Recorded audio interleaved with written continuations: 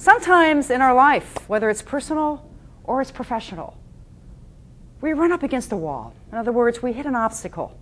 We hit a wall, and we feel like to the point that we don't have any more control or able to influence our goals and the things that we really, really want in life.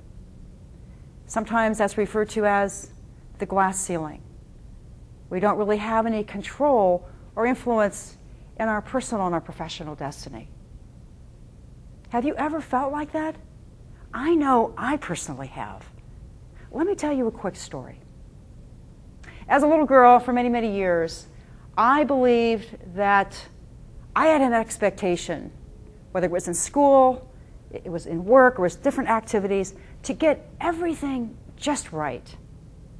To making sure that everything, right down to the detail, was perfect.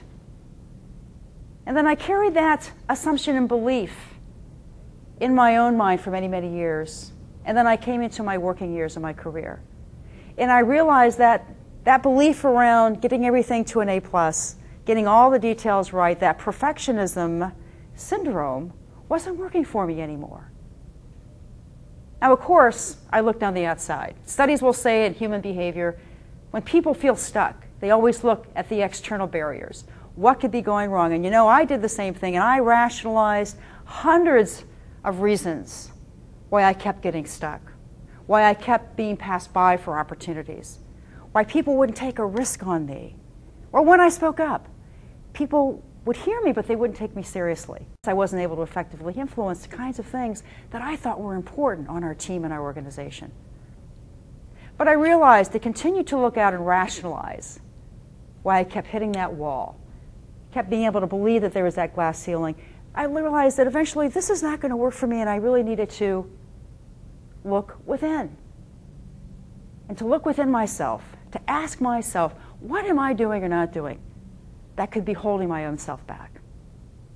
And this is where I learned a huge lesson, that much of our life's destiny, ability to influence and achieve the things, whatever that is that we want to achieve in life, lies underneath our own feet. It's that invisible layer that sometimes we can't see, those internal belief systems, those set of assumptions that we hold within ourselves and with those around us. Those sets of assumptions and beliefs will evolve into some kind of behavior that eventually will create some kind of an outcome or result that may or may not be ideal or working for us. So I invite you to think about, what are you currently stuck on? Where are you frustrated?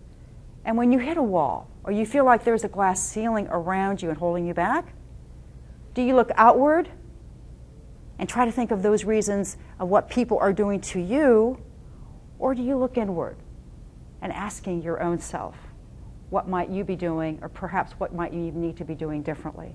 There are a handful of sticky floors that could be from perfectionism versus embracing good enough, being able to speak up and being heard, and if you have something important to say, you need to say it, but it's how you say it, who you say it to, and speaking with a sense of confidence and belief in yourself. I always used to think that hard work, credentials, getting the right results would get me ahead in life. But I realized that was another sticky floor.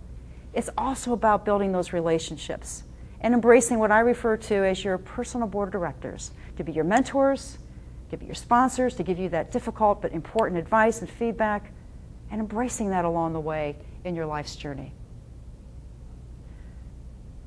If you find yourself on a sticky floor, remember the good thing is that you have a choice, that you can even continue to look outside and blame the external world, or you can look inward.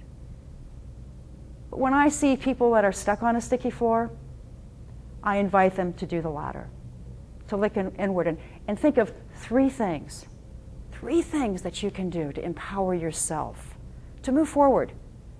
Number one is to know thyself and to ask yourself, what might be those belief systems and assumptions, that invisible layer, that I still hold within that may not be working for me anymore, because they may have indeed worked with you for a while, but they may not be working with you based on your life's changes and priorities.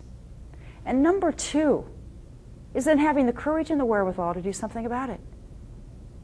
If you realize that you're stuck on a sticky floor, is to make a plan, have a plan, and be committed to move that forward. Enlist other people in your world, in your community, in your organization, friends and colleagues to support you, to give you the right feedback, to give you the right mentoring and acknowledgement and guidance that you need. And the number 3, which is also very important and the foundation of the sticky floors, is to believe in thyself. Whatever your dreams, your hopes, your goals are, whatever outcome that you're looking for in your day-to-day interactions with people, believe that that will be your reality. And then when you do, you will be able to see. For me, I always wanted to reach out and create a safe environment and create a very powerful environment for women leaders all over the world to come and examine their own leadership and reach their fullest potential. That was a vision I had of myself, and hence a vision that I had for other people. But I believed that within myself. And I realized that there were not going to be ever any sticky floors to get in my way for something that I believed in so strongly. If you see someone else stuck on the sticky floors, I invite you to give them the same advice. Because actually, from personal experience, and I hope you all will experience the same thing, when you rise above a sticky floor, it's not only self-empowering, it's not only that you have a stronger sense of belief system and confidence in yourself, but so many more doors will open for you. So many more opportunities will be there. And that's when you can have the impact. And that's when you can reach your fullest potential to be the best that you can be. Thank you.